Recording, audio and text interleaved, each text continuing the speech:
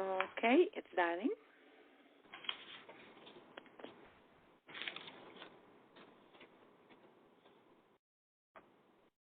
I would just start talking whenever you're ready. Yeah, Because it's dialing, yeah. Good evening, everyone, and welcome to our Teletown Hall meeting. This is Sylvia Garcia, State Senator, District 6. I appreciate everyone taking time out of their evening to join us, and I know that it will be good and informative time for everyone. Before going any further, I wanted to give all the elected officials on the call to get a chance to introduce themselves with a quick hello. Please know that today, this morning, I was joined by a great number of elected officials who endorsed both Wendy Davis for governor and Leticia Vandenputte for lieutenant governor. In fact, about 30 Latino elected officials throughout our Houston region have made the endorsement, and we're really pleased about that. Certainly, that elected leadership knows that Wendy Davis and Leticia Vandenputte will best represent the interests of the 1.8 million Latinos in Harris County. With me right now, and others will come and go throughout the evening, so please stay tuned, is Councilmember Robert Gallegos of Houston City Council. Robert, will you say hello and introduce yourself to the audience, please? Yes, good evening, Senator. Again, this is Robert Gallegos, City Council, District I in Houston. And we also have Esmeralda Moya, who is the mayor, and yes, you heard that right, mayor.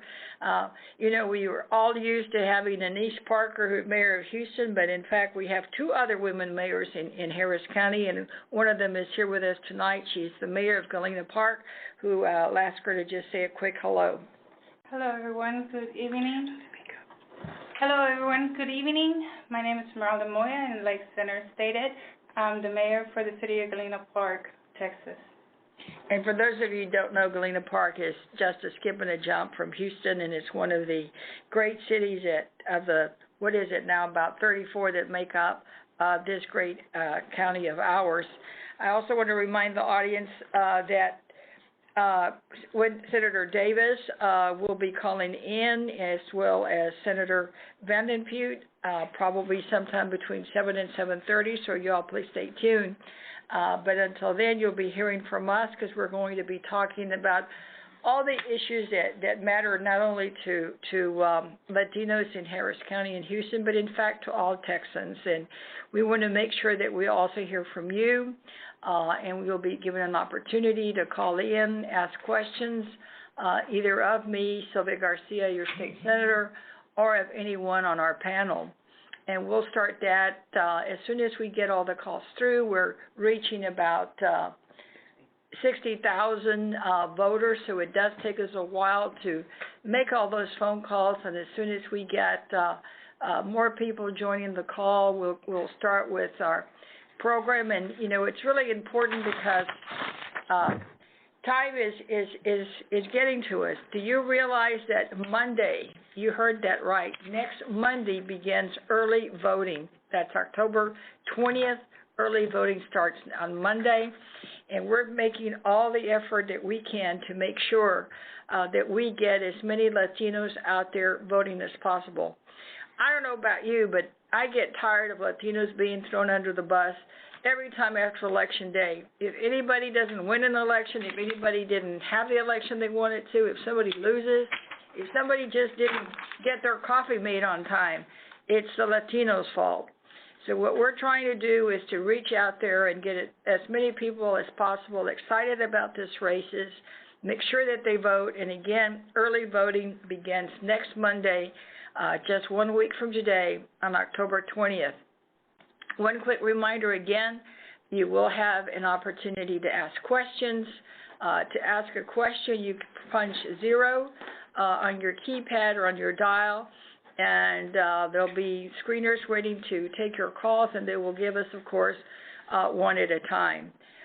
We'll take any question about any of the issues, you know, how to register to vote, your requirements for voter ID, any questions about where to vote, we'll be able to handle for you. So again, I just want to make sure that I tell everyone once again, this is Sylvia Garcia, State Senator. This is a Teletown Hall meeting. to try to encourage people to vote, to try to get you to learn a little bit more about Wendy Davis, who we're supporting for governor, and Leticia Van Den Putte, who of course we're supporting for lieutenant governor. For those of you who may need some Spanish, aquí habla Silvia García, su senadora estatal. Aquí estoy con el concejal Robert Gallegos y la alcaldesa Esmeralda Moya, y estamos aquí para visitar con ustedes en este town hall por teléfono. Aquí vamos a estar esperando que los llame también Wendy Davis, que está lanzándose para gobernadora, y también Leticia Van Den Putte, que se ha lanzado para vicegobernadora. Ya saben que si Leticia Van Den Putte es elegida como vicegobernadora, vamos a hacer historia porque nunca hemos tenido una latina en esa posición. Así que es una oportunidad muy grande para nuestra comunidad que podemos tener a alguien allí como latina en una posición tan grande en Texas. Así, por favor, los escucha y si tiene alguna pregunta, oprima el 0 en su teléfono y puede hacer una pregunta. Aquí le voy a dar unos momentos primeramente para el concejal Robert Gallegos de la ciudad de Houston que les haga algún saludo. Robert. Sí, buenas noches. Soy Robert Gallegos, soy concejal de Distrito I, aquí en Houston, Texas, y estoy aquí esta noche con la senadora Silvia García. Y Robert, diles un poquito de cuál área eres concejal aquí en Houston. El Distrito I en Houston es el centro de Houston, el East End de Houston, la área del Hobby Airport y un poco del Northeast Houston, noreste de Houston. Qué bueno, y la alcaldesa, ya sabemos que tenemos una gran alcaldesa aquí en Houston que se llama Elise Parker, pero usted es la alcaldesa en el Galena Park. Quería decir unas cuantas palabras a la comunidad. Sí, gracias. Sí, como mencionó, mi nombre es Esmeralda Moya y soy la alcaldesa de la ciudad de Galena Park, Texas. Es un placer estar aquí con la senadora hoy en esta noche. Bueno, los platicas, ¿dónde mero está Galena Park? ¿Está lejos, está cerca? ¿Y qué tipo de comunidad es Galena Park? Somos 89% latinos. Estamos para el este de Houston. La población ahí es 11,800 y como les mencionaba, 89% somos latinos. Esperamos que tengan mucho apoyo de todos nuestros hermanos allá afuera. Pues qué bueno, y entonces aquí también tenemos a Zev Capo, que es de la mesa directiva del Houston Community College. Zev, ¿lo estás escuchando? Sí, escuchando, señora. Bueno, saluda a la comunidad.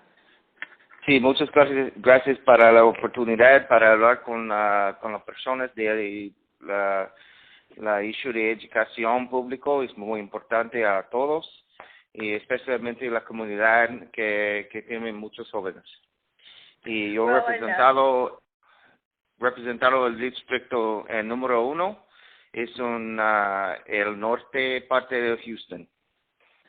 Well, thank you, Jeff, and for those of you who were surprised, I think some people have not heard Jeff before in Spanish, but tonight we're going to mix it up a little bit. So, Jeff, if you would just do your introduction now in English, both the mayor and the council member have already done theirs. Great, thank you, Sylvia. Good evening. I'm very happy to have this opportunity to speak with you on the very important topic of public education.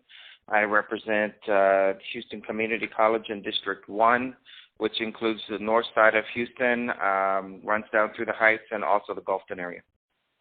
Well, great, and we're certainly proud of all the work you're doing at the community college. I can't think of an issue more important to the Latino community, and in fact to all Texans, than education.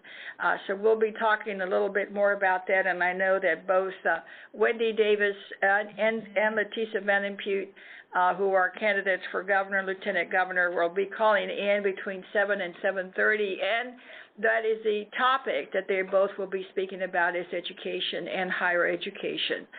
Because, for us, it's always about pre-K to higher ed, to make sure that our kids are ready and that we prepare ourselves not only for the future workforce, but for better lives. So thank you for calling and stay on the line. We want to remind once again everybody that this is a tele-town hall. This is Sylvia Garcia, your host for tonight. And in case anybody has any questions, no, we're not spending taxpayer dollars on any of this. This is all coming out of my campaign fund and the funds of some of my colleagues here today. This is really done as a public service to get more information out, to make sure that people come out and vote, and remind them about the time periods for voting. The one that's the most critical for all of us is next Monday. You heard that right. Next Monday begins early voting. And early voting, of course, is an opportunity for all of us to go out and vote and avoid the big lines on Election Day. So please start making your plans now because early voting will be for 2 weeks. And then, of course, the big Election Day, November 4th. So, again, this is Sylvia Garcia, your state senator. I want to remind everybody on the call that if you have any questions, please press 0 to ask a question. We will have screeners who will take your call and put you in the queue. We'll start doing that in a few minutes. We still have a lot of calls being made. We are reaching about 60,000 people tonight. So if you can imagine, this is like one big phone call. For those of you who are interested, we have a Get Out the Vote event that many of us are sponsoring called Loteria on the Lawn. We will be playing Loteria sitting on the lawn at Moody Park, which is in the north side on Fulton Street. It's Fulton and Irvington, and we'll be playing Loteria. There will be prizes. We'll have hot dogs. We'll have popcorn. I think we're planning on having raspas. We'll be having some music and just have a good old Get Out the Vote rally, just like in the good old days. Because we expect the good old days to come back with Wendy Davis and Leticia Van Den Pute at the top of the ticket for Democrats. We know that the good old days will come back. And by that I mean is that those of us who have been feeling left out, those of us who have perhaps had some struggles in the past, will be able to make the kind of changes we need to ensure that all working people have a good quality of life and that all of us can have good jobs and good families. So, again, if you have any questions, press 0 to ask. And I think we're going to go ahead and start a little bit on some of the topics that we're going to cover. And, Zeph, could you go ahead and take the lead and kind of give us a backdrop of some of the challenges in education? Well, as I think many of you well know, we've been working on doing some rebuilding at the Houston Community College. We've recently hired in a new chancellor that is quickly moving us towards the necessary topics of building the workforce in Houston, the 21st century workforce that is where the jobs are right now and where we need to make sure that we're linking our appropriate training to those workforce positions within our community. Well, and I think, no, go ahead, I'm sorry. One of the main areas that I think that has been very exciting and very important to many of us on the board is to ensure that we're not only looking at the academic side of workforce training, but really getting into the very important work that community colleges do after high school graduation, that 8-month certificate program or that 2-year training that really gets our citizens into good paying jobs. One of the problems that I face working with our high school students almost every day is any of them are already working, trying to support themselves and their families, and they have to move into that spot quickly. How do we make sure they get the information not only to graduate, go to college if that's what they want to do, but also get the training that they need to be able to sustain themselves and then enter back into that college workforce. And it's a very exciting time right now to be able to move all that work in our community. Well, I think it's great because I know we worked real hard in the legislature this last time to make sure we made some of the changes we needed to make on testing, on the different endorsements for the diplomas, on looking at ways that we can assist all the local schools in meeting the demands of the classroom sizes. And I know were a teacher once yourself and are very committed to public education. And I know I held a networking event in the North Channel area recently, and one issue that still lurks out there is the whole issue of vouchers, and that must have been the number one thing that they mentioned to me that they wanted to make sure that we watched for this next session. So I know that education is still on the top of the mind of so many people, and certainly has got to be the number one thing that's important, because in my judgment, it's the equalizer. It's what really levels the playing field to give all kids a chance. And I know that both Senator Wendy Davis and Senator Vanden Pute, who will be joining us on the call between 7 and 7:30, which, listeners, is about 30 minutes away, so please stay on the call. They will be calling in about that time, and that's what they will be talking about is education. So I thank you for bringing that up. And once again, let me remind all the listeners that if you have any questions, please press 0 to ask any questions. We'll be happy to take questions in English or Spanish. And now I wanted to pass it over to Councilmember Gallegos. I know that today at the press conference, you were there this morning. It was great that Mother Nature cooperated with us. I think Mother Nature is sticking with the girls, with Wendy and Leticia, because held up on bringing any rain till right as we finished. But you were there, and you were speaking a little bit about some of the reasons you think we need to elect Senator Davis and Senator Vanden Pute. So could you share some of those thoughts with our listeners? Yes, thank you, Senator. First of all, I would like to also let the audience know exactly where my district is at here in Houston. It includes downtown Houston, most of the East End, Hobby Airport area, and Northeast Houston. So that's what takes in District I. But yes, this morning I joined Senator Garcia, State Rep, HISD trustee, HCC trustees, regarding the importance of this election for the Latino community to actually come out and vote come November 4th. And like the Senator stated, early voting will start next Monday. But it's very important that we come out and vote due to the fact that, our current governor has cut the programs like education and health care, and now Greg Abbott, who wants to run for governor, is planning to do the same. So therefore, those are programs that help our community, and it's very important that we go out and vote, and that we encourage our families and friends to go out and vote. Like it's always been stated that we're a sleeping giant. Well, it's time for us to wake up in November 4th and to go out and vote and show the media, show the state that we can vote and we do care about our issues. And the only way we can do that, of course, is by voting, and that will show what our issues. We'll let the state know what our issues are and how important they are for us. And that's why, again, it's very important that we just go out and vote. Well, you're absolutely right. If you don't go out and vote, it's almost like you really can't complain, because it almost comes hand in hand, and there's nothing more important than voting.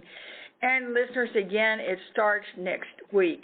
Yes, the election begins next week with early voting 1 week from today, October 20th, and it will run for 2 weeks. Again, you can go and vote and avoid the lines on Election Day, and we do expect those lines to be long, because we haven't had a governor's race and lieutenant governor's race. In fact, the entire statewide ticket is open and open field, so we will be electing all our state leaders at the top, and they'll stay in office for 2, maybe even 3 terms. So whoever we elect this November will be making decisions that impact our lives for probably the next 10 years. I see now that we are getting some calls in, and let's go ahead and take the one from Eugene from North Houston in the Aldine area. Eugene, are you still on the line? Oh, sure. How you doing, Senator? Hi, how are you? And what was your question, Eugene? Well, you know, trying to fix the school financing, Senator, it seems like forever we've been trying to fix the inadequacies of funding with wealth schools and low schools with funds. It affects us in the future in all parts of Texas. What are we going to try to do? You know, the courts have already said it's unequal. So what can we do and go vote for who so that we can get this done? You know, education is important to all of us from kindergarten all the way to post-secondary education, but without the funds, our community is being hurt. Well, Eugene, thank you for that question. As you know, the federal courts did hold our method of financing, and that means that the way we distribute the dollars as being unequal and unconstitutional. Unfortunately, Greg Abbott, who of course is running against Wendy Davis for governor, Greg Abbott has already decided, he's still the Attorney General, that he's going to appeal that case. Now, this has happened every step of the way. We're spending more and more money on litigation, and we're not coming to closure. We're not coming to a conclusion. I would hope that at some point we settle this case and get it behind us, because you're absolutely right. We still don't have equalization. We need to do it, and we'll have to wait till the courts decide on that issue. But in the meantime, I think the legislature this next time will have to bite the bullet and start making some of the changes we know the judge is going to want to have us to make. So it's going to be the top priority. It'll probably take up most of the time in session, and we're just going to have to bite the bullet and equalize the funding. Otherwise, we're going to end up in litigation for the rest of our lives, and that's just going to cost us even more money. So thank you for that question. We're now ready for the next question. But again, for those of you who are listening, press 0 to ask a question. And remember that all these questions are fair game, and we'll try to answer all of them. And we're now looking at a question from Jose Campos. Are you still on the line, sir? Jose Campos? Señor Campos? Señor Campos, ¿me está escuchando? Hello? No la puedo escuchar muy bien, señora. Okay. Otra vez. Trata de llamarnos otra vez. Gracias. We'll now go to Ms. Robert Toppin. Ms. Toppin from Clear Lake. No, Rose. Rose. Here, sorry, Rose. All right. Can we have Rose from the Houston Galleria area? Yes. You know, Are you while still I'm on the line, concerned ma'am? about, yes, I am. Can you hear me? Yes, ma'am. All right. While I'm concerned about the education of children in Texas, period, my main concern is about how physical education teachers, librarians, and counselors have been removed from the district as a whole. That used to be jobs that were there, and they were there to help children in those areas. And especially since Republicans have made it a point to talk about abortions and what have you. When you look at and child abuse, so when you look at what's happening in our schools in terms of those programs like counselors being there to help these children, where do you stand in terms of those three professions being returned in some way permanently back into the system? Well, unfortunately, some of those budget cuts, and remember, the budget cuts to education were about $5.3 billion. In fact, that is the first filibuster that Senator Davis took part in back during that particular session against those cuts. We fought real hard to restore some of those cuts to the tune of $3.2 billion. But what happened, it caused all the local districts to make cuts. They laid off teachers, they laid off counselors, they laid off librarians, they laid off custodians, bus drivers. They ended up having to put more kids in classrooms. So that's what bad judgments. Those are the consequences.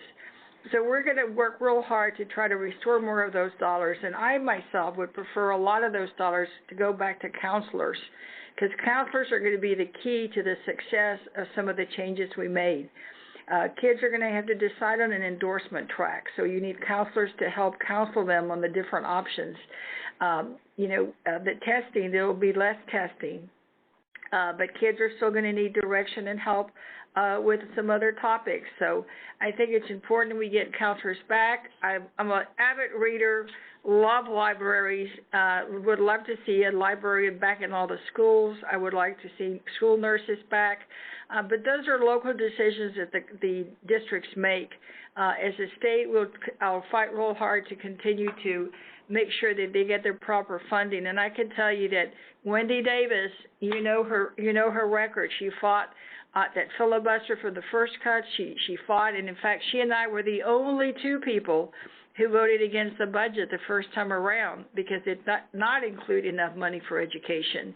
And Leticia Van Impude is a known expert in education funding and in education. So I know that both of them will be big fighters for education. So thank you so much for that question.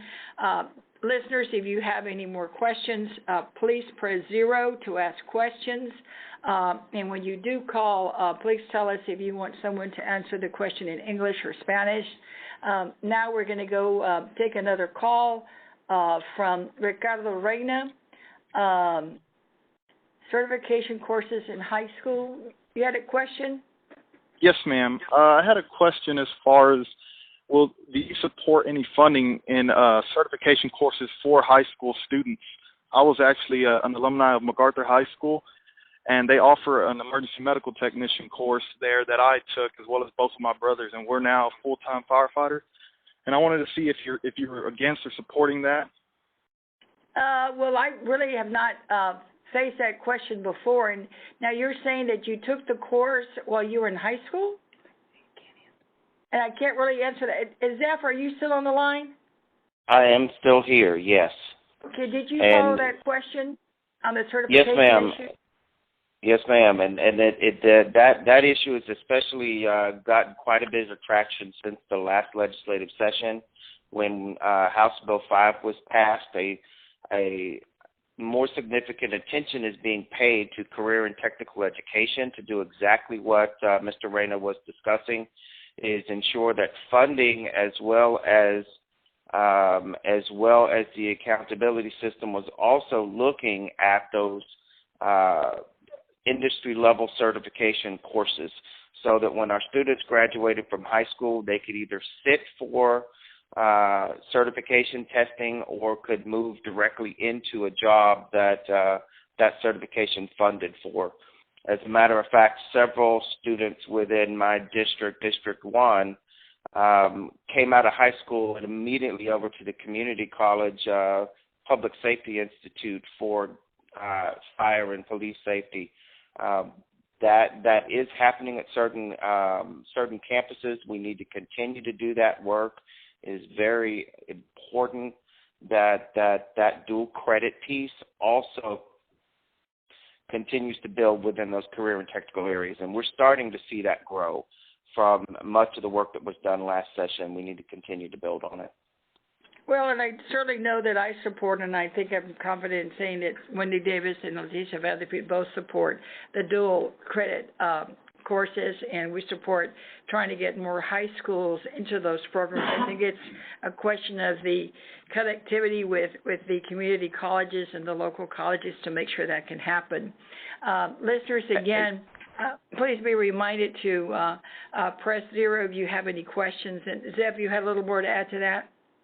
Well, I just absolutely. The Senator Van Impude has actually put that on her platform to ensure that we focus the funding for exactly what he was talking about. That's a major piece of her platform should she be elected to the lieutenant governor spot, to ensure that the high schools and the community colleges have the funding to get our kids through exactly that area. And listeners, again, if you have any questions, please press 0. Si tiene una pregunta en español, oprima el 0 en el teléfono. And again, let me remind everyone that Wendy Davis and Leticia Vanderpeut both will be calling in between 7 and 7:30. So please stay on the call if you want to listen to both of them, and they'll be able to spend just a little time on questions, because I know they're both, of course, outside of Houston and are busy campaigning tonight, but they will take time to call us between 7 and 7:30. So let me take one more question from Mr. Rangel from the East End. You had a question? Yes, Senator. Senator Sylvia Garcia? Yes. Oh, yes, ma'am. By the way, thank you for doing this. First of all, I really appreciate this. You bring this actually to my kitchen, so actually this was great. Thank you. And what's cooking tonight? Some mole. All right. Save me some. Put it in the freezer for me. Will do, Senator Garcia. Thank you. Senator, I have a question regarding immigration. Who's leading the immigration reform in the state of Texas, and what are you doing about it, and what's your... Well, I can tell you that I support full immigration reform, and I certainly support the DREAM Act. And I think for us in Texas, that needs to be the biggest concern, because you know that Senator Vanderpeut is a supporter of the DREAM Act. In fact, she filed that legislation in the Senate when it first passed in Texas, because Texas has a DREAM Act. Her opponent, Dan Patrick, is against the DREAM Act and has already said he will make it a priority to repeal the Texas DREAM Act. Wendy Davis also supports the DREAM Act. And, of course, you know that Greg Abbott said that if the Senate or we pass a bill to repeal the DREAM Act, he would not veto it. So in essence, he also supports the repeal. So I think we have to be mindful that elections do have consequences, and for those of us who believe in immigration reform and believe in the DREAM Act, this is one area where there's a stark difference between Wendy Davis and Greg Abbott, and between Dan Patrick and Leticia Vanderpeut. But leading the charge for us in Texas, of course, is Congressman Castro and Congressman Green, and both Greens here in Texas have been really good on this issue. And I was told just recently by Congressman Gutierrez from Chicago, who was here in Houston just a couple of weeks ago, that they fully expect President Obama to move on this issue sometime right before Christmas. So for those of us who are anxiously awaiting, we may just get a very nice holiday gift.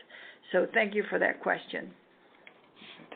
Now we're going to turn it over to Yolanda, and you're out in the Northeast Houston. You have a question for Mr. Councilmember Gallegos? I do. Yes, ma'am, he's on the call. Okay, my question is, what are you all doing to make sure not only do the Hispanic voters get out and vote, but all minority voters? Because I am an African-American voter, and I vote every year. Well, every time there's an election, should I say.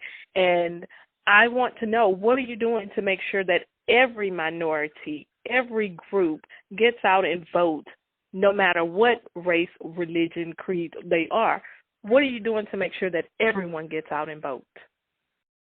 Well, what I'm doing in District I, it's a very diverse community. I mean, in regards to, that we have African American communities, we have Hispanic communities, and what I do is when I'm going out into the community, into the civic clubs, and they bring up issues regarding whatever the issues may be, education or city issues, streets, cleaning up the ditches and what have you, I try to make it known in regards to letting them know the importance of actually going out to vote, because again, it's the elected officials that are going to get these things accomplished, and it depends on the person that you're electing.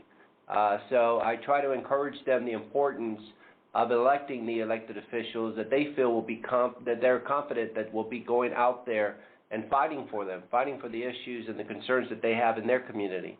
So that's how I'm trying to encourage, the minorities of the importance of going out to vote. Yeah, and if I can add, Yolanda, there's been a huge outreach program from the Wendy Davis campaign and Leticia Van Pute campaign and Battleground Texas and Texas Organizing Project that there has been a historic number of people registered to vote. Door knocking has been, just more door knocking than you've ever seen. And you're right, it's not just about Latinos, it's about all voters. And most of the efforts are being concentrated in what we call the non-traditional or the occasional voter. The voter who maybe voted last time in the presidential election, but then didn't come vote in the governor's election, or maybe voted for the first Obama race, but not the second. We're really working real hard in all our communities to make sure that we get the vote out, because you know what? The votes are there. We just got to make sure that they're get out and go out and vote. And Leticia Van Pute will be the lieutenant governor, and Wendy Davis will be governor. So thank you for that question. Now we're going to move on to another question, and this will be a good time to remind everyone that if you do want to ask a question, please press 0 on your keypad. Si tiene pregunta que quiere hacer, la puede hacer en español, oprima la 0. And want to remind everyone that Wendy Davis and Senator Leticia Van Pute will be joining us on the call in about 15 to 20 minutes, so stay on the call, and if you're going to have a question for them, get ready. But now we're going to turn over to the Heights, and Tyrone, are you on the line still, sir? Yes, ma'am, I am. And you got a question? Yes, ma'am. I was just wanting to know that if there was some kind of way that we can get these young adults motivated toward the workforce, as opposed to, I know here in the Heights, my son, when he went to school, he had a little small program that was moving him forward. But I've noticed that a lot of vocational programs in the high schools have been getting cut, because I used to teach auto mechanics for the college, and we had a lot more influx of students coming in from the high schools, but then a lot of the high schools had dropped the mechanic portion. And I was just wondering how we get more funding in for the vocational Well, department. I think you're going to see some. I think you're going to see some changes on that score, because there has been once we refocus on endorsements on those diplomas and offered the endorsement of the vocational ed. I think you're going to see more and more kids interested in those issues and more funding in that direction. I know there's a coalition of plants and manufacturers out in East Harris County, part of my district in Senate 6, that have actually provided funding to make sure that the high schools are preparing the kids to then connect with the community colleges, not only Houston Community College, but also Lee College in Baytown and San Jacinto College in the North Channel area and Lone Star, to make sure that the kids are ready and that they have the options to do those vocational schools. So I know that, Zeph, are you still on the line? Did you want to add to that? Well, I am, Senator, yes. Thank you. I agree that I think the focus is there, and we're going to see a lot more activity in the vocational ed arena. That's exactly right. The pendulum has been swinging back in that direction. The infrastructure has been put in place by the state to help move the focus back there. I will remind the audience that a significant number of these decisions are also made at the local level. We fought tooth and nail a year or so ago, to the gentleman's point, when they cut the auto mechanics and auto body shop programs out of Barbara Jordan High School, when Barbara Jordan High School is the career and technical school on the north side in HISD.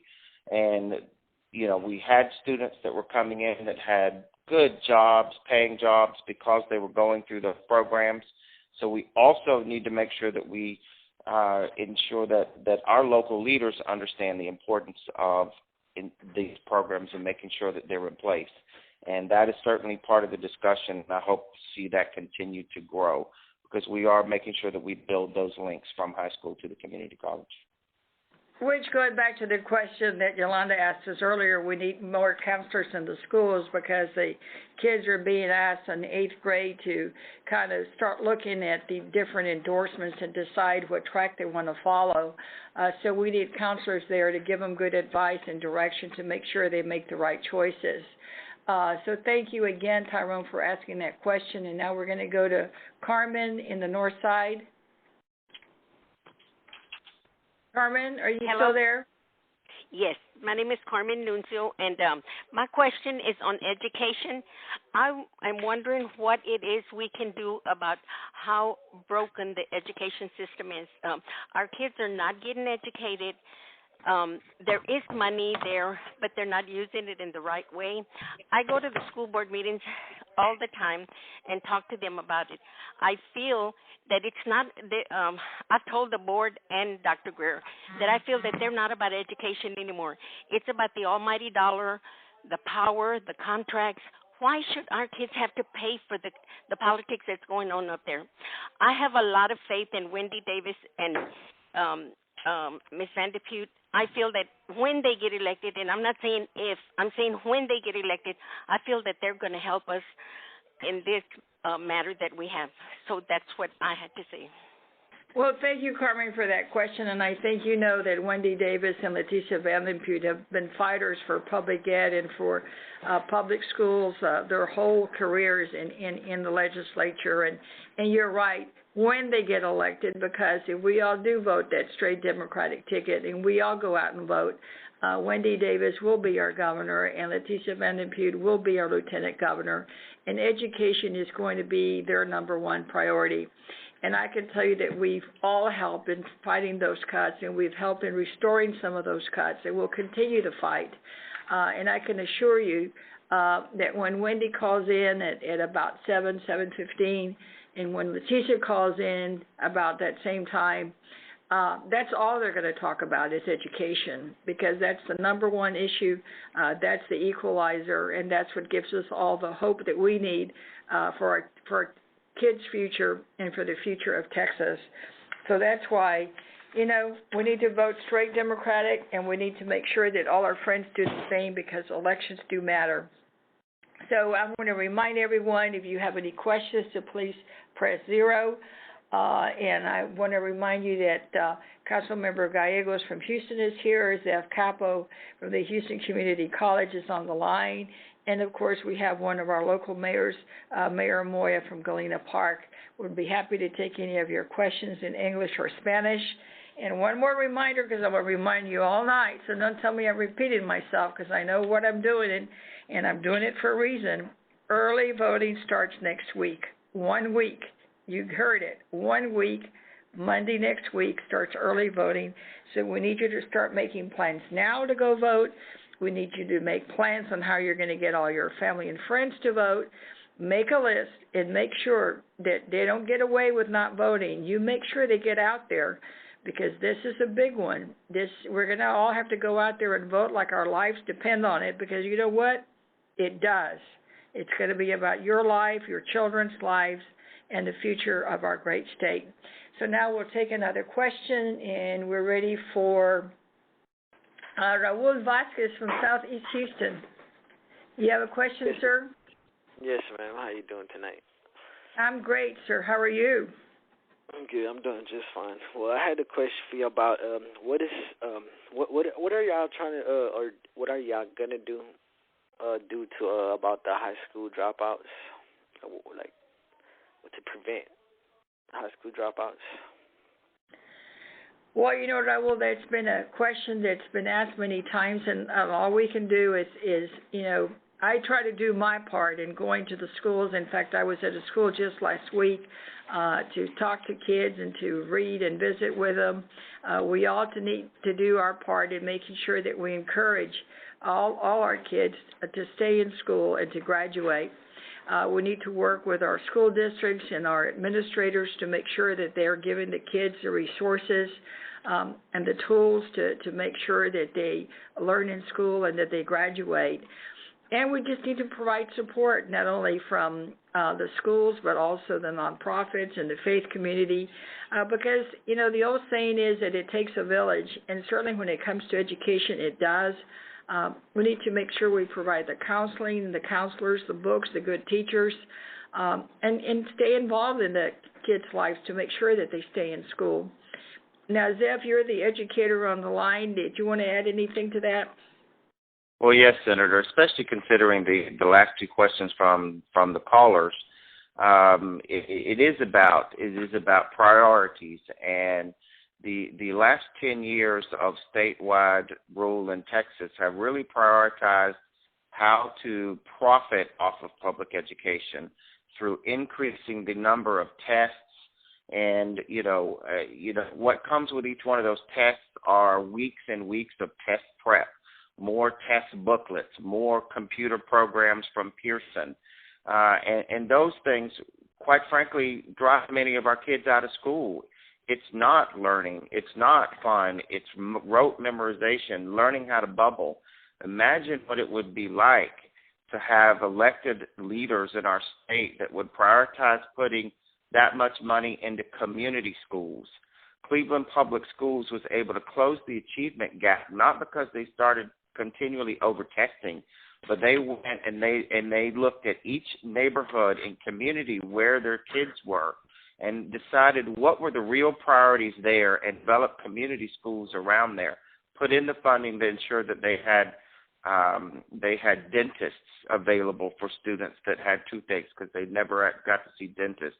Make sure that they had after-school programs so students were actually participating in sports or music rather than getting in trouble after school gets out before mom and dad get home. Those are the kind of investments that we should be making, smart investments with our tax dollars that keep kids in school, ensure they have the base to be able to learn, rather than continually turning our dollars over to private companies who are looking for the quickest, cheapest way to make a dollar off our kids. And Wendy and Letitia get that. Letitia Vanderpute in the Senate last semester carried a bill that we were fighting for to get this testing craziness out of kindergarten classrooms. Imagine that, 5-year-olds. And Senator Patrick would not even allow it to be heard in committee. So imagine the difference that we could make if Letitia Vanderpute was in the governor's seat, that we could actually get community schools in there, get testing out of kindergarten, and move us in the right direction for students. Well, and I'm glad you brought that one up because pre-K is so important, and I know that both Letitia Vanderpute and Wendy Davis support pre-K for all our little Texans, and we certainly don't want our little Texans to have to be taking little tests. There should be, I just almost laughed when that was brought up because I just thought, seriously? I just couldn't even believe that the proposal was being made, but apparently that's one that Greg Abbott has made, and it's certainly one that Wendy Davis doesn't agree on, which is why it's so important for us to vote that straight Democratic ticket to make sure that we've got the dream team at the top, Wendy Davis and Letitia Vanderpute for governor, lieutenant governor.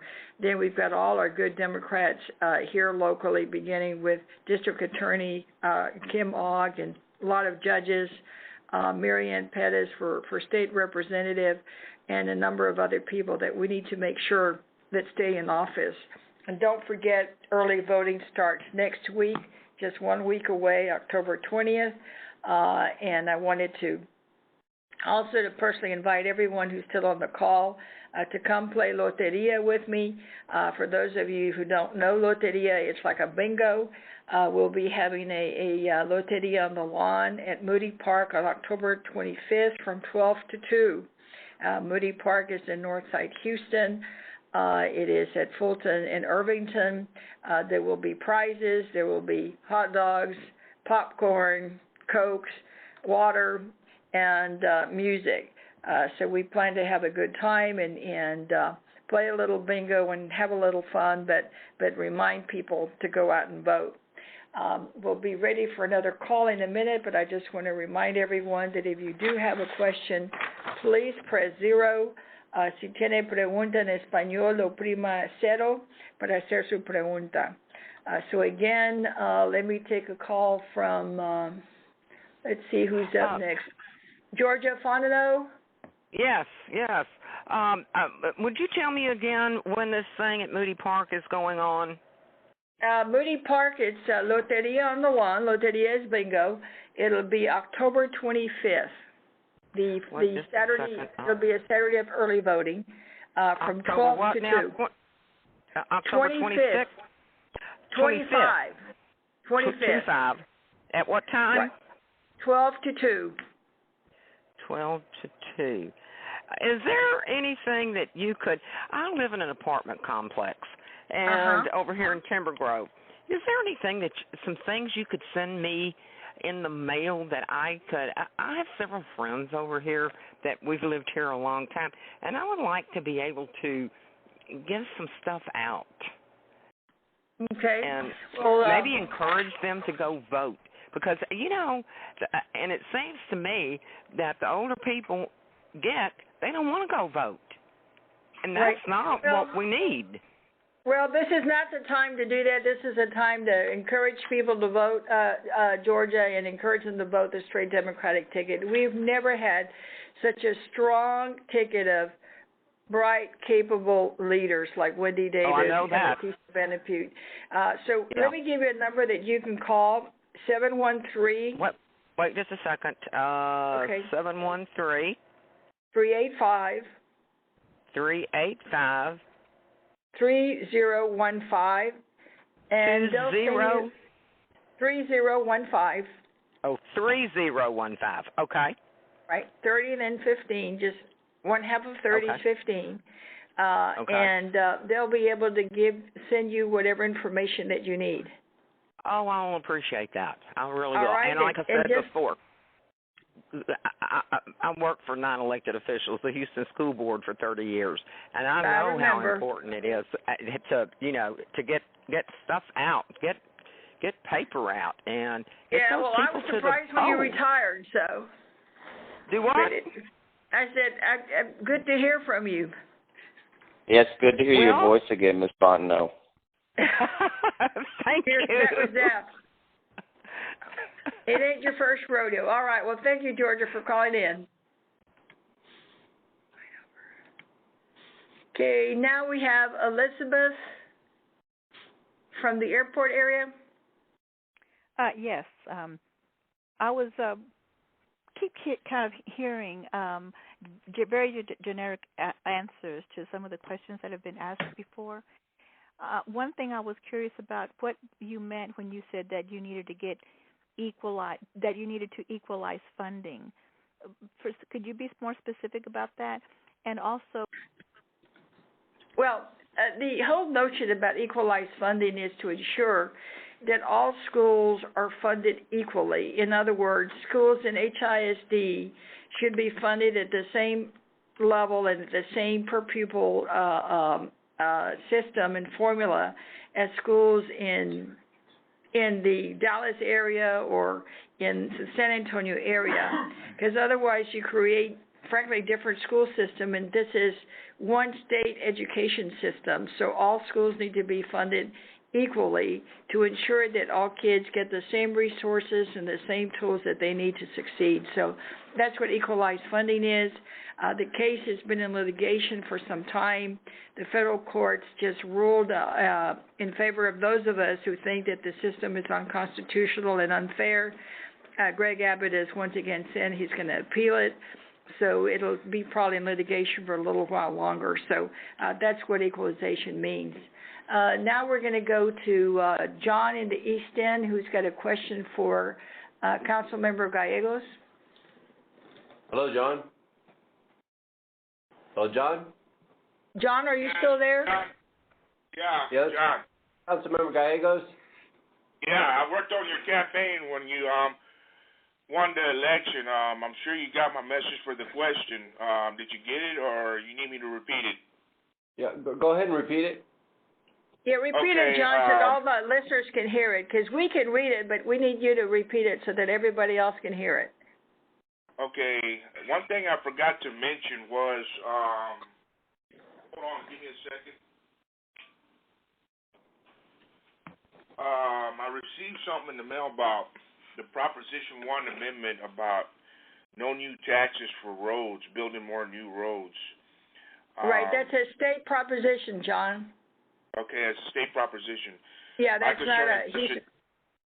Okay, my concern and question is there anything that's going to be done about Broadway Boulevard, about enlarging Broadway Boulevard, making 3 lanes going to and coming from northbound to southbound from where the bridge is when you cross over from Harrisburg and the other street of the lane of navigation?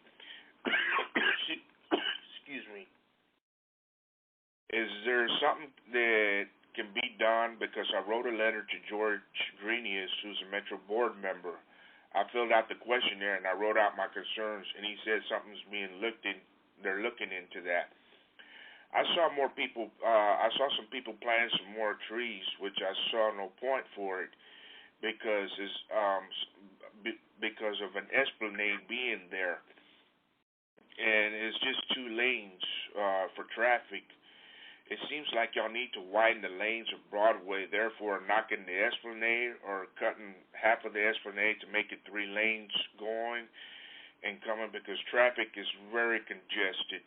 And there's always accidents there on Broadway Boulevard. Right. Well, right now, Phase 1, they're doing reconstruction of Broadway from the Gulf Freeway to Airport Boulevard.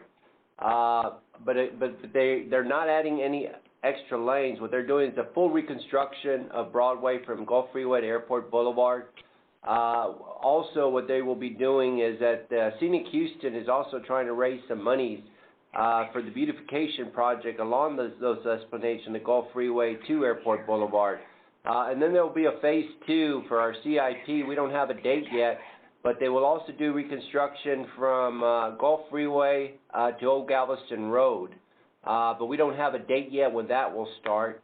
And regarding what you had mentioned, the tree planting on the esplanades right there on Broadway, right past Harrisburg, that was the East End Management District. They did that about 1.5 years, 2 years ago. Basically, it was for beautification of the area. There were some neighborhoods in the area that they were wanting some trees planted. And actually, I participated in that. They planted some trees there on that esplanade. So it was just a beautification project. But the section of Broadway from right after you go past Harrisburg to Old Galveston Road, as of right now, there's no plans for that section of Broadway to be reconstructed. Thank you, John. And also, I just wanted to add, Council Member, congratulations for all the work you've been doing with the Hobby Airport Management District. I think people will be in for surprise when some of the changes happen to Broadway there to make it a better, more inviting entry point to the airport. So congratulations on all that work. Thank you. And I just wanted to take a moment to remind everybody, I'll say it again, early voting starts next Monday, October 20th, and that'll be the first day of early voting. Then we early vote for 2 weeks, and then Election Day is November the 4th. Also, of course, if you have any questions, please press 0. Si tiene preguntitas en español, oprima la 0 para hacer sus preguntas. And, of course, the last reminder is Wendy Davis will be calling in about 10 to 15 minutes, as will Senator Vanna Pugh. She'll be calling in about 15 or 30 minutes. So y'all stay on the call. And we're going to go to Miss Maxine Ball from Pasadena. Are you still on the line, ma'am? Hello. Yes, ma'am. You had a question about early voting? Yes, ma'am. Yes, you had a question. I don't know where to go. Okay, well, in early voting in Pasadena is at 4345 Ellen Genoa Road. It's the IBEW Hall number 66. Say that again, IBEW Hall. It's a union hall, the International, I think, Brotherhood of Electrical Workers. Okay. And it's at 4345 Ellen Genoa Road. Okay, and that's all of Pasadena? Yes, ma'am. You remember, in early voting, you can vote anywhere in Harris County.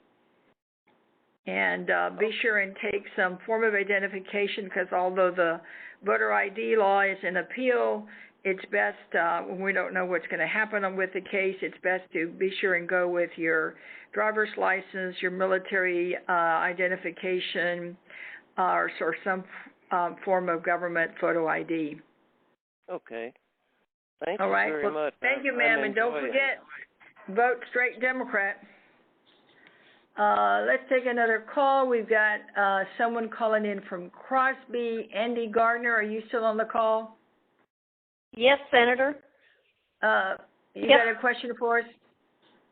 Yes, ma'am. What can people do that typically have not been that active in being involved in these political campaigns? What can they do, and who can they contact if they want to join in? What are the different things that they might be able to do? Well, I'm glad you asked that question, Andy, because if anybody wants to take the extra step, of course, we prefer that they really focus on voting and getting at least 10 to 15 friends to vote, their own family members. But if anybody wants to do any volunteer work, they can certainly come by the Democratic Party office on 610 and Ella, or they can go to the Wendy Davis campaign that's on Holman, and I'll get the exact addresses in a minute, and also work there with the Ben Depute campaign. But block walking is easy. You just kind of walk the streets, knock on doors, and remind people to vote. And, of course, we want you to tell them to vote straight Democratic ticket. Phone banking, you do the same thing, except you do it over the phone, pretty much like we're doing right now, just calling people and visiting with them and reminding them to vote. We're down to the home stretch, as I've said already. We need to focus on next Monday, which is the beginning of early voting. The Democratic Party office is at 1445 North Loop West, 1445 North Loop West. That's about North Loop and Ella. The phone number is 713-802-0085, 713-802-0085. That is like the Central Command Center for Democrats. They'll be able to guide anyone to any particular candidate. If somebody comes in and says, no, I really like Kim Ogg, I want to vote for her for district attorney, how do I help her? Well, they'll tell you where to go to Kim Ogg's campaign headquarters. So they'll be able to get all the information they want from there. They can get bumper stickers, yard signs, campaign buttons, you name it, that is Command Central Station. So thank you for that call. Now that we need to take Elizabeth Ibarra from Pasadena. Elizabeth, are you still there, ma'am? Elizabeth was asking about the Affordable Care Act, and are you still there, Elizabeth? But I'm glad that she did have a question about that, because right after the election, will begin the new enrollment period for the Affordable Care Act. It begins November 15th, and I know that I'll be having a sort of kickoff event for that, and then many others, members of Congress. I know that Congressman Green and both Congressman Greens and Sheila Jackson Lee and others are planning events to make sure that people do sign up for the Affordable Care Act. We'll be doing a lot of outreach. We'll be doing a lot of events. Because, again, it's the next round of signing up for the Affordable Care Act beginning in mid-November. So it looks like we're going to go from one campaign to the next, Councilmember Gallegos and Mayor Moya. We never get done. So, Mayor Moya, I just wanted to ask you real quickly, what's your sense of how things are going in Galena Park? Are people getting excited about the election? They are. They're very excited, and we try to spread the word. We have plenty of people forming their own committees and spreading the word in terms of what Wendy Davis and Leticia Van Pute, when their upcoming early election, which happens to be on my birthday, so I don't let anyone forget that that's when it starts. And we're out there block walking and just telling everyone and our friends, so we encourage everyone out there to do the same. Right, so you're telling them to make it easy and just vote straight Democratic ticket. That's right. Well, and that's what we're telling everyone tonight, and please don't forget that early voting begins next Monday, October 20th. If you have any questions, please press 0. Si tiene preguntas, oprima el 0. And we're waiting on Wendy Davis to call in so that you all can hear from her. She will be talking about education. She should be doing that in the next 5 to 10 minutes. Then we're going to hear from Leticia Vandenpute, who also will be talking about education and higher ed. Both of them, I've told them from the beginning that they were a dream ticket because that is really what it's all about, is making sure that we can have our kids dream about what they want to be, and that we give them the education, the resources, and tools to get there. Because not only will that be better for them and their family and their future, but it'll make it for a better Texas. I think we're ready for another call, Lily. Where are we on calls?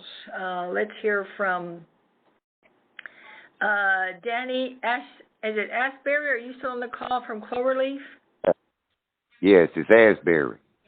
Asbury. And yes, ma'am. How you doing today? You have a question? I'm just great. How's Cloverleaf doing? I miss Cloverleaf. I used to be commissioner out there, so.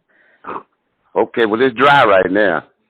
It's dry? Well, we were really wet It's here dry. in Houston today. Yeah. Look, my All right, question so what's was, your question? when will we take back the United States from the federal government? I mean, the people don't run anything anymore. Big business runs everything. When you give a person $1 million, $2 million, and you got other people standing in line to give them the same amount of money, I mean, common sense would tell you they're going to vote in these people's favor. There's no way around this. I mean, the old saying, money talks and everything else is not anything. This has to stop. You cannot get good government by paying people. Danny, I think you're right. You know, the Texas current minimum wage is $7.25 an hour. And really, that's not even enough. People can be working full-time at $7.25 an hour and still be below the federal poverty line. That's why Wendy Davis and Leticia Vandenpute both believe in increasing the minimum wage for Texans to $10 an hour.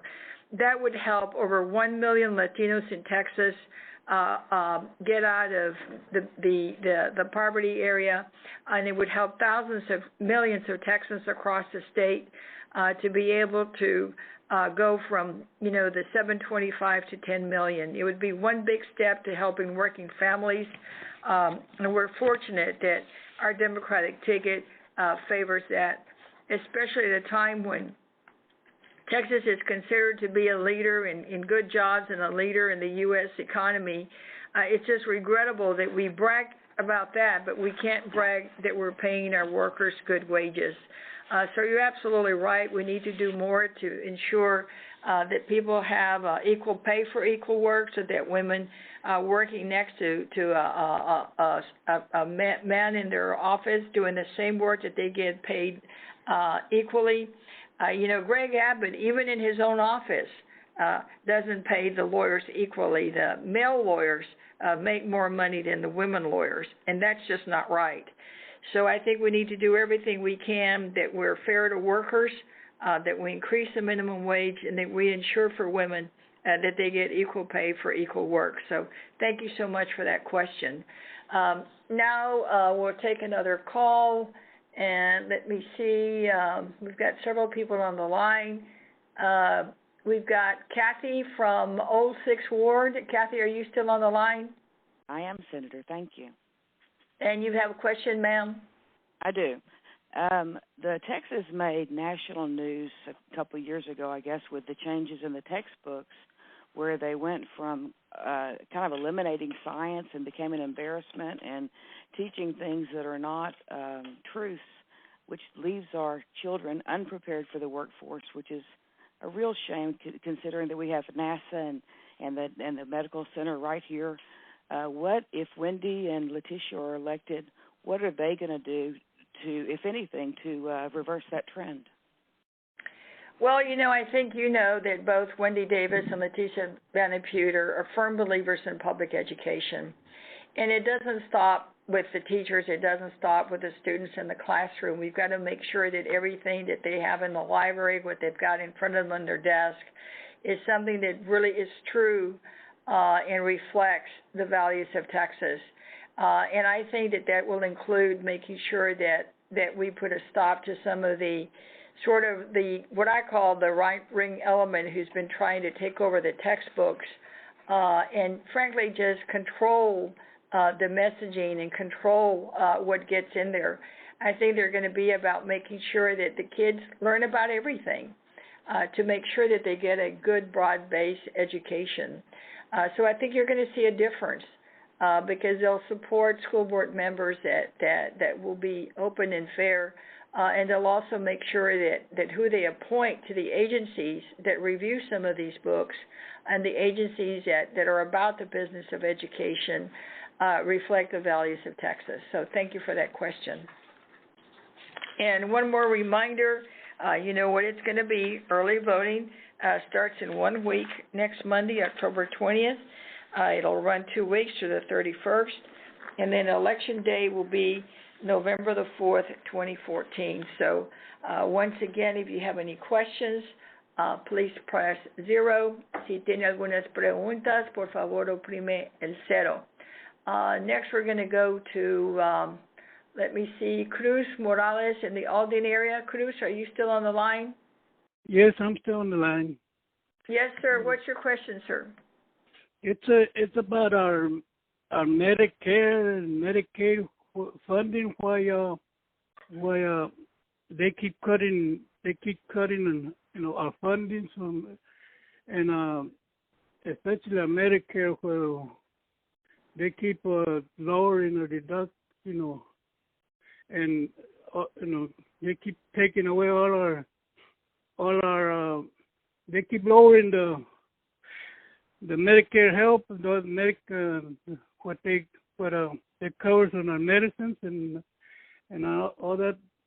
When before we have to have none of that, and then we have to pay co-pay for the hospitals and we weren't paying that before, and the food stamp, they keep going down, especially all the seniors. I mean, you try to live on $16 a month. That's no. It's and some of us we have to buy.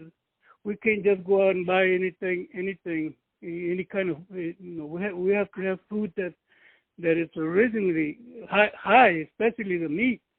Some of us have to eat a lot of meat, fish, and that's what the doctors order. So I don't know, why y'all why our government keeps cutting down on the Medicare funding. Well, and you're right, Mr. Morales. As I said earlier when we were talking about workers and wages, Texas likes to brag about a lot of stuff, but these are things that really we can't brag about, because when you've got people that are working 40 hours a week on minimum wage but still can be below the poverty line, you know that they're hurting. And we're not helping if we don't make food stamps and food security more accessible. We're not helping if we're not expanding Medicaid so that more veterans and more children can get medical care. And we're not helping if we're cutting nursing home programs or we're cutting work for our seniors. Those are the things that matter to a lot of us. We're everyday Texans. Texas has always had a big heart. We're about helping people and making sure that people get treated fairly. Remember Katrina and remember Rita and all the hurricanes? We opened our hearts, we opened our homes to make sure that we could take care of people. That's the Texas we want to brag about. And that's the Texas that Wendy Davis and Leticia Van Impude believe in. They both fought hard against those cuts to the nursing homes and the cuts that we saw to food stamps and some of the social programs. And we'll continue that fight. That's when we need them as governor and lieutenant governor, so that they can be the leaders and make sure that we can restore some of those programs so that we can help the most vulnerable. So thank you for that call. And I can tell you that every time that I go to one of my senior centers, it just breaks my heart when people talk about the increased cost of those medicines.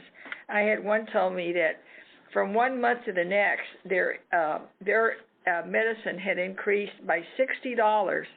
And he said to me, he said, Senator, if I have to pay $60 more for this medicine that I have to take, well, then that means I'm going to cut down on what I can eat. And you're right, that hurts. And when I hear those stories, it hurts me too. And that'll just make us fight harder. So please know that when we're down in Austin, we're going to be there fighting for you. Let's take another question, Lily.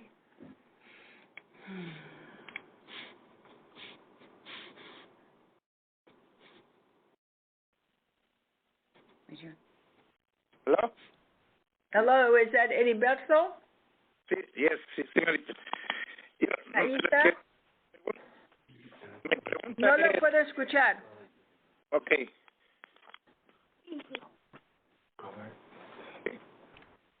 Señor Beltrán. Sí, señorita. ¿Es por favor su pregunta? Sí, me escucha, ok. La pregunta mía era de qué es lo que hacen con el dinero que sacan de la lotería. Porque en los anuncios que veo les dice que billions for education. ¿Quién es el que regula eso? Sí. All right, for the listeners in English, he asked where the lottery money is going to. He says that he remembers the advertisement saying it was going to go for education, so what's happened? You know, señor Beltrán, eso sí, quién sabe qué está pasando con ese dinero. Yo estoy de acuerdo con usted, porque yo también me acuerdo que los anuncios dijeron que prometieron que el dinero iba a ir para educación, pero de veramente lo están usando para todos los casos del Estado, y no más un poquito se va para educación. No se puede hacer nada sobre eso, porque yo creo que no es justo que tengamos niños aquí en las escuelas que no tienen suficiente material para trabajar con él y tienen que estar vendiendo dulces cada rato y haciendo cosas cada rato y están usando dinero allá para lo que no se debe. Y el señor el que tenemos de gobernador ahorita, corta dinero todavía y luego presume que estamos muy bien.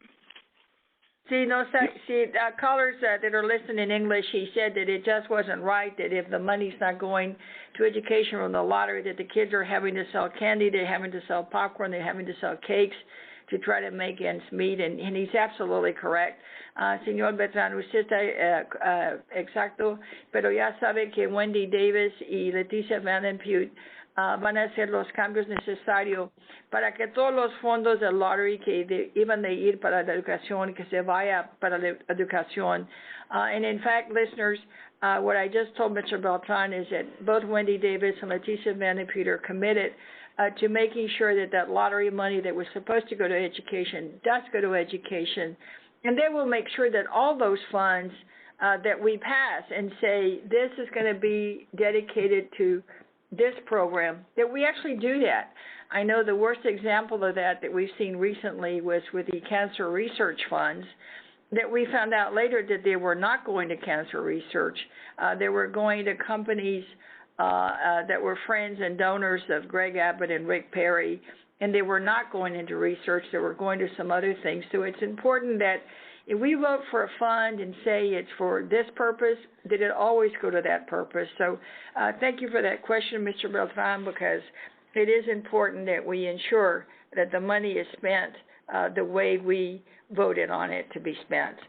So now I want to remind everybody once again that early voting starts in 1 week, October 20th. It'll go from October 20th to October 31st. And of course, Election Day, November the 4th. If you have any more questions, please press 0. And now we have one more question, and this one is on Head Start. Ms. Reyna? Hello, Ms. Senator. I wanted to know what your position was on Head Start program. Well, I can tell you my position is I favor them, and I can. I'm not quite sure if I've heard either let Senator Van de Putte or Senator Davis speak specifically on Head Start, but I'm pretty sure they would be for them because Head Start programs are important as are pre-K programs. It's always important to get our kids involved and involved in the process and about education as early as possible. And I'm going to let our friend from the school trustees for the Houston Community College chime in. And Zeph, are you there? I am here, Senator. And I can certainly say that I've worked with Senator Van de Putte on issues with early childhood education. I know that she's a stalwart for that particular area. There is a great deal of energy right now to figure out a way to find universal pre-K in Harris County, and I think that is something that this ticket, both Wendy Davis and Senator Van de Putte, would help us accomplish for the entire state of Texas. We must have universal pre-K for 3- and 4-year-olds that are moving through. So many of the issues that have been talked about earlier tonight hinge on this particular piece, whether it's equalization in school funding, because, and this is a prime example, some areas, because they're property wealthy, are able to fund and get their kids into pre-K programs much earlier. Therefore, they're already leaps and bounds ahead of other students that don't have those property-rich tax bases to come from. This is the reason why we've got to ensure that we equalize funding, because you know that our public funding system from the state has moved to almost less than 20%, less than 20 cents on the dollar that funds our public education system is coming from the state now.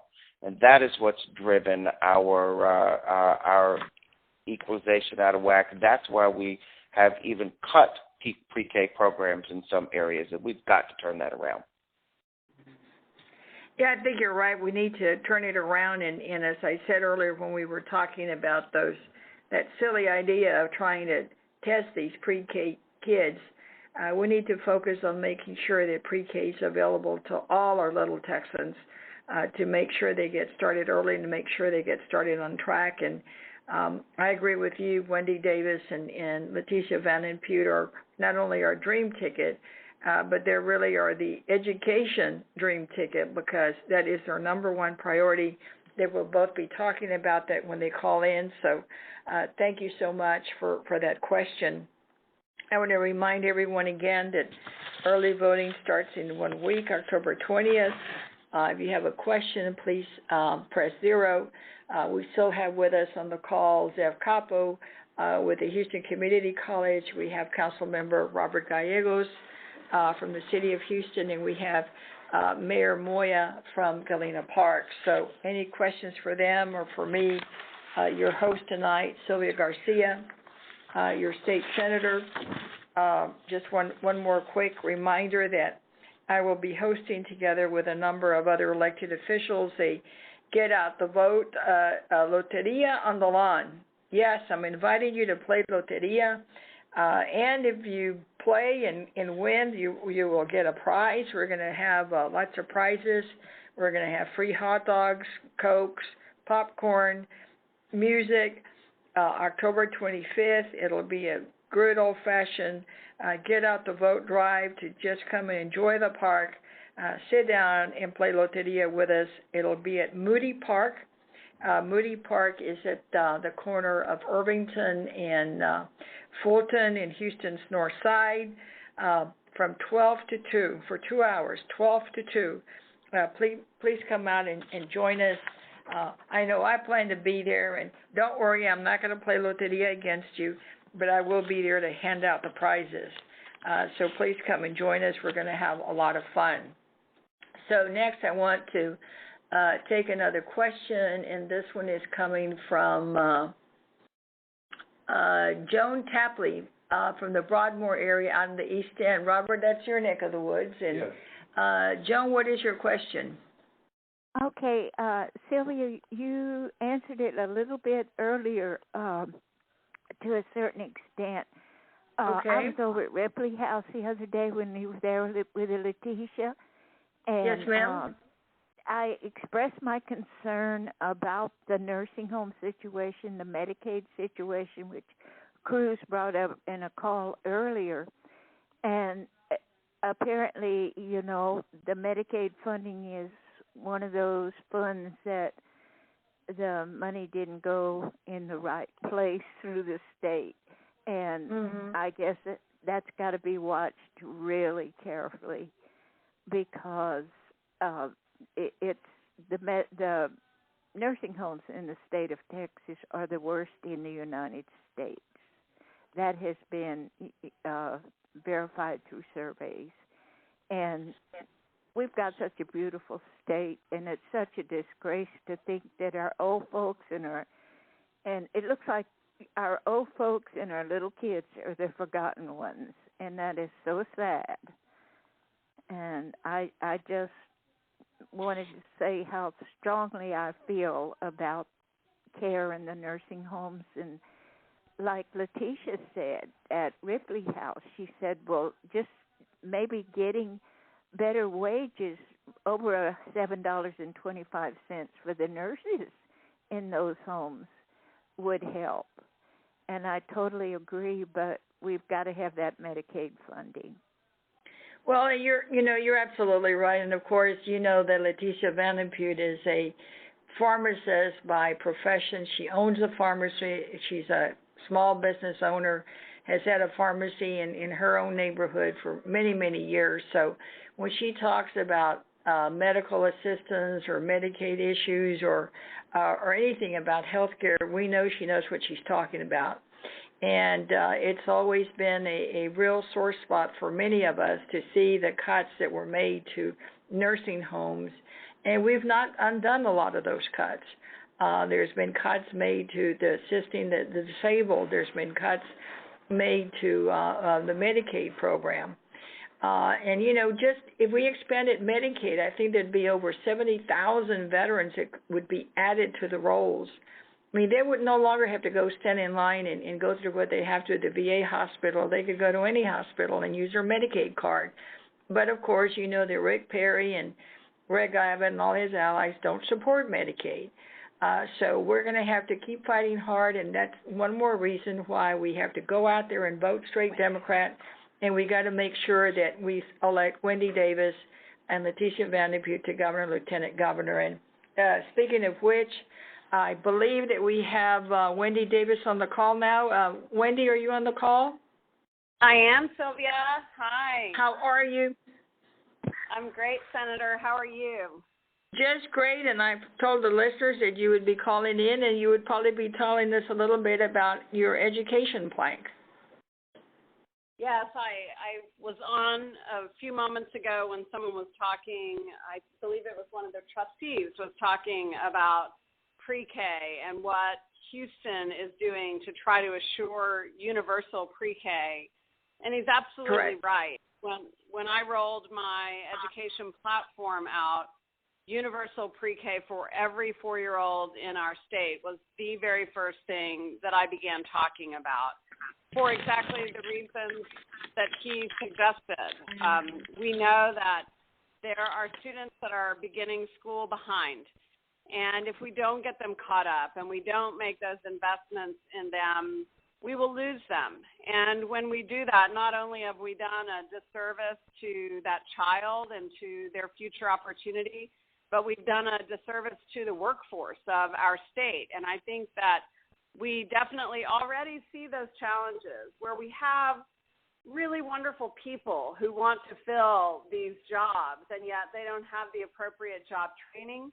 We have employers that are looking for people to fill better paying jobs, and they don't have the workforce. And investing in education is the key to that. Well, you're absolutely right, and I think that all the work that people like Zeph Capo, who was on that, was the one talking at the time, and the work they're doing to get ready at the community college level to make sure that kids have the options and make sure that kids know that they can get good jobs through an alternative to college if they can't go to college. So I know that you've been working real hard on that, having gone through a community college yourself. That's right, Sylvia. You know, I'm like so many people in this state. I am a first-generation college student, and I was raised by a mother who only had a ninth-grade education.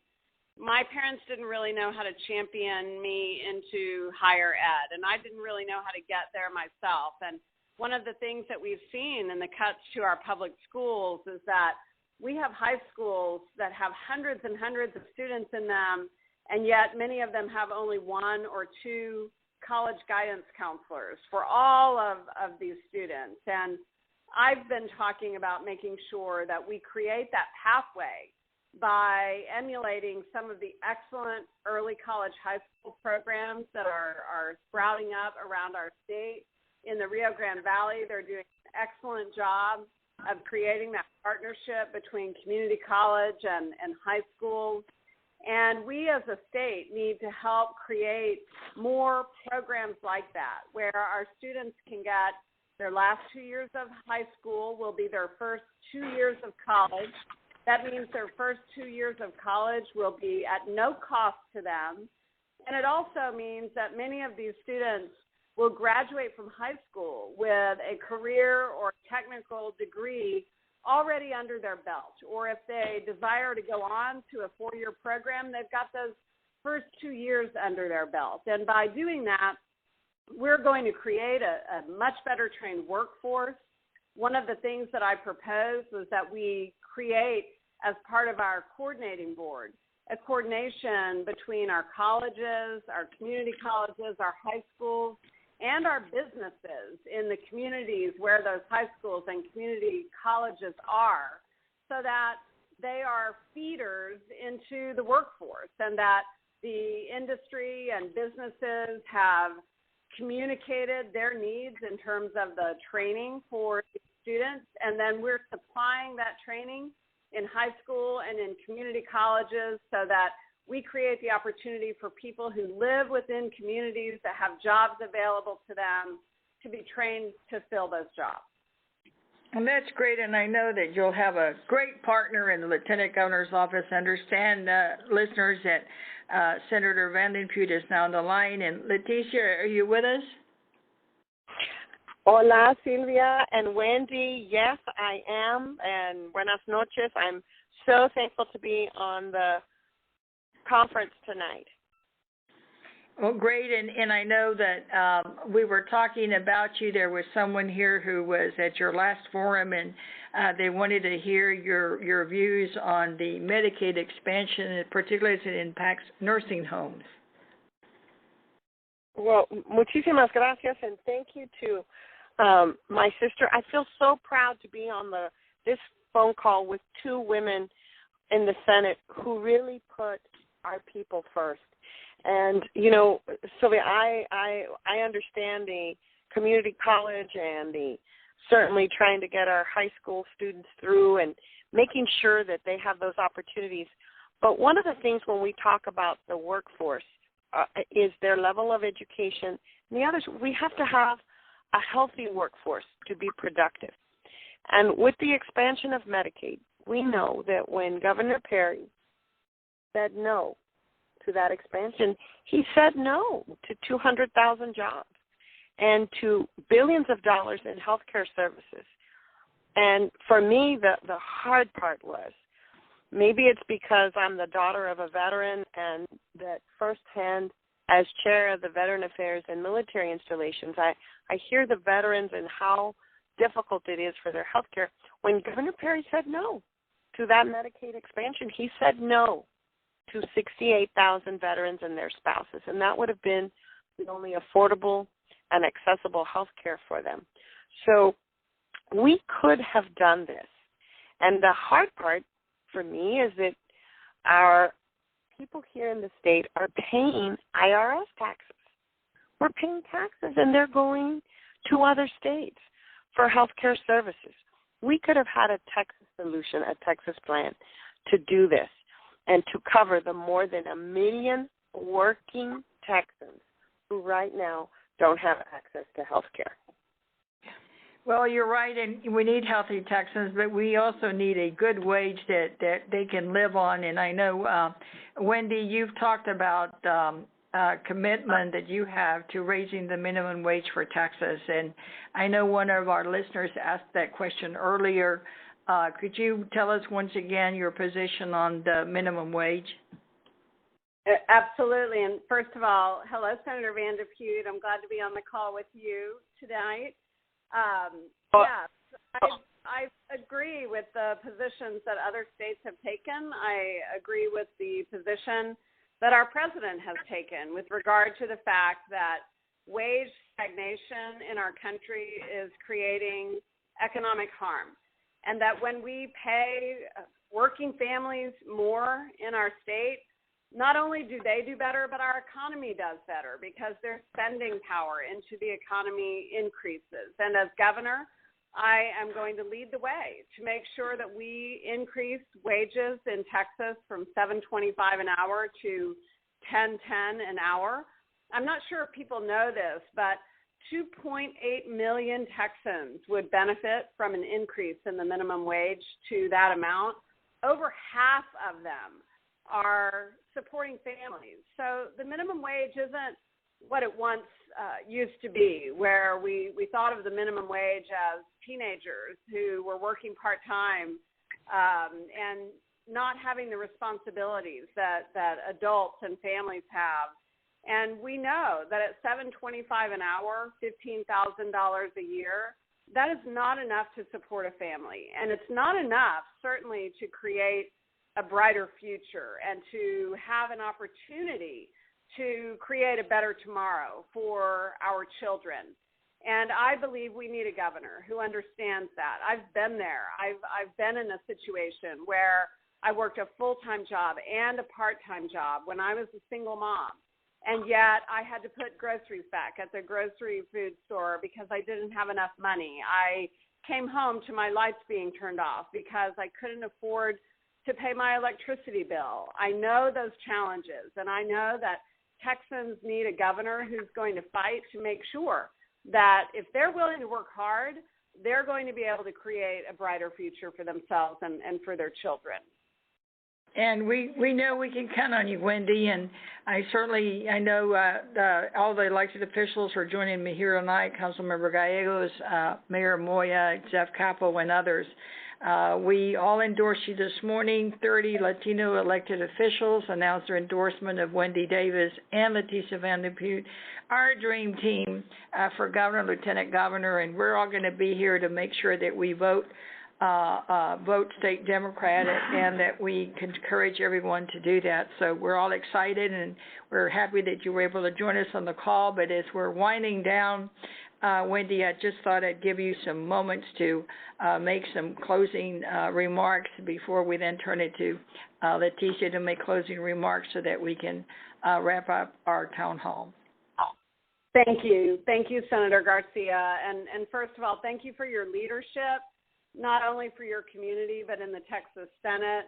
I hope that people that you represent know that as a brand new senator, you came in and voted no on a budget that did not sufficiently restore funds to our public schools. And you were part of the reason, a big part of the reason, that we restored $3.5 billion of those funds in the last legislative session. And I am proud to have served in the Senate with you, and I look forward to seeing all that you are going to do there. I hope that Senator Vanderpute and I will have the honor and privilege of serving our community as its lieutenant governor and governor. And I just want to leave everyone with this message, that if we do have that privilege, you can be sure that with Lieutenant Governor Vanderpute and Governor Davis, you will have people who are in the Capitol fighting for you every day, who know the challenges of raising families and raising them sometimes against the odds and with a great deal of challenges in our lives.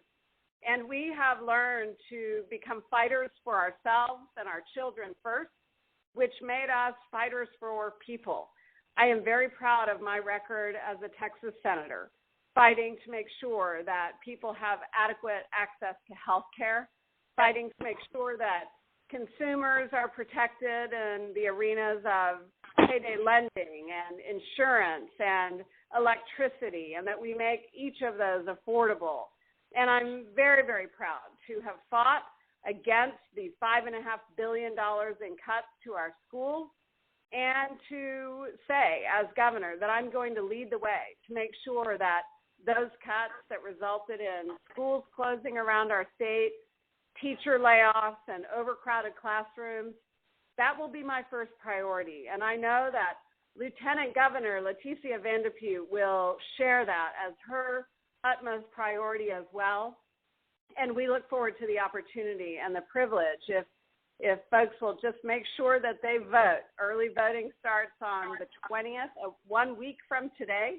And, of course, Election Day is November the 4th. We can make a change in this state if everyone will go and make sure they express their voices at the ballot box to do that. Thank you, Senator Garcia. Thank you, Senator Davis. And Leticia, are you still on the line? We'd like to hear some closing remarks or anything you'd like to say as we move forward. Gracias, Sylvia, and to mi hermana Wendy. Thank you so much. I think that what you've heard tonight is the reasons why we need to vote. You know how we stand on education, on health care, on the economy, on our minimum wage, on opportunities. And we're at a point where we can go forward or we can step back. And the Democratic choices here, with all of us on the ballot, is that we believe in the next generation. And I can sum it up best by what mi bisabuela did. Porfiria Estrada in San Antonio made una promesa.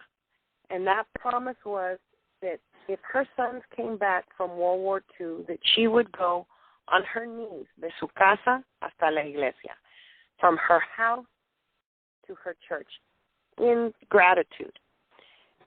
That was la promesa, the promise. And luckily the day came, Uncle Johnny came back from the Pacific, and Uncle Nick came back from the Eastern Front. And she went, and as she was going, the neighbors were going outside and they were putting toallas and sheets on the grass and the pavement so she wouldn't bloody her knees. Because we know there isn't anything that we won't do for our kids. Voting is not just about us. It's not about Wendy, and it's not about Leticia. And it's not about on the ballot. It's about our children, and it's about our grandchildren. And what really has me angry is that I've heard my opponent and other Republicans say they don't even need any Latino votes to win. Dicen que no necesitan el voto latino. In other words, they've already decided that they're not going to listen to us, that they don't have the best interest of our families at heart. And I think it's wrong. We have to have a voice.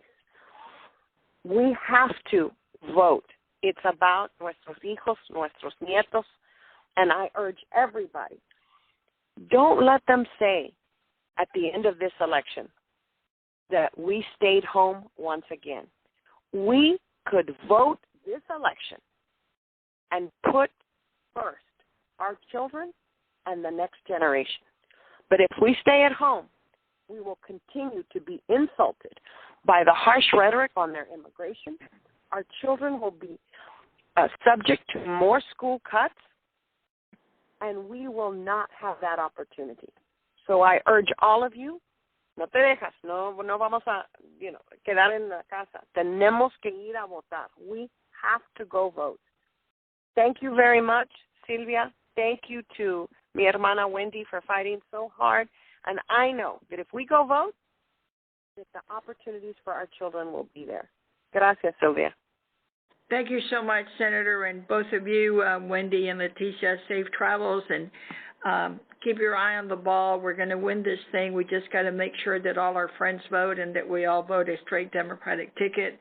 I know I want to give my colleagues that are here at the table with me a chance to say some closing remarks. Zeph, are you still on the call?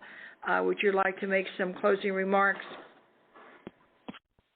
Yes, Senator, I'm still here. It was a great conversation. Thank you for the opportunity to make sure that we put the issues that matter so much to families and communities and parents and students and kids all around the state forward. We're going to carry that forward by reminding everybody how important public education is, health care, all of these issues when we vote in the right governor and lieutenant governor in November. Thank you.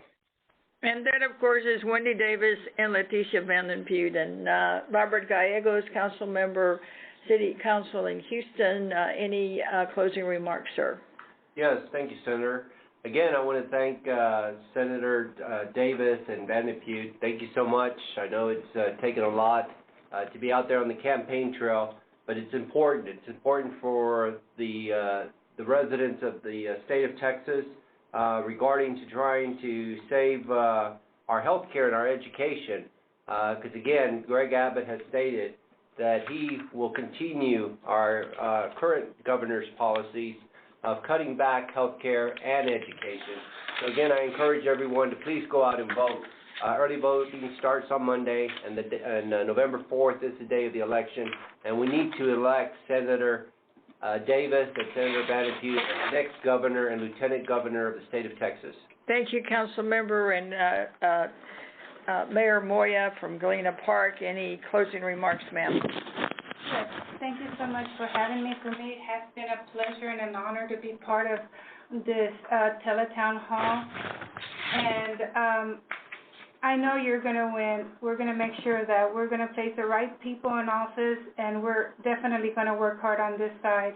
Continue fighting for us, because that's what you're doing, is fighting for each and every one of us for our future, and keep continuing to serve the people. We'll do our part over here and continue fighting over there. Para mí ha sido un placer y un honor estar en parte de el Teletown Hall. Fue un placer ser invitada aquí por Senator García. Como les decía, es un placer para mí saber que hay gente así como ustedes, Wendy Davis y Leticia Van Pute, que están luchando tanto para el futuro de nosotros, de nuestros ciudadanos aquí en Texas, nuestras secciones educativas. Por favor, continúen allá, que nosotros estamos trabajando muy duro acá y queremos poner las personas adecuadas en las posiciones adecuadas. Continúen haciendo el esfuerzo y nosotros vamos a continuar aquí, que sabemos que ustedes van a ganar. And thank you, all our listeners who joined us on the call and stuck it up through us. We're coming toward the end. Of course, you know, I still have to remind you that early voting starts next Monday, October 20th. It'll continue for 2 weeks. And then your final election day is November the 4th.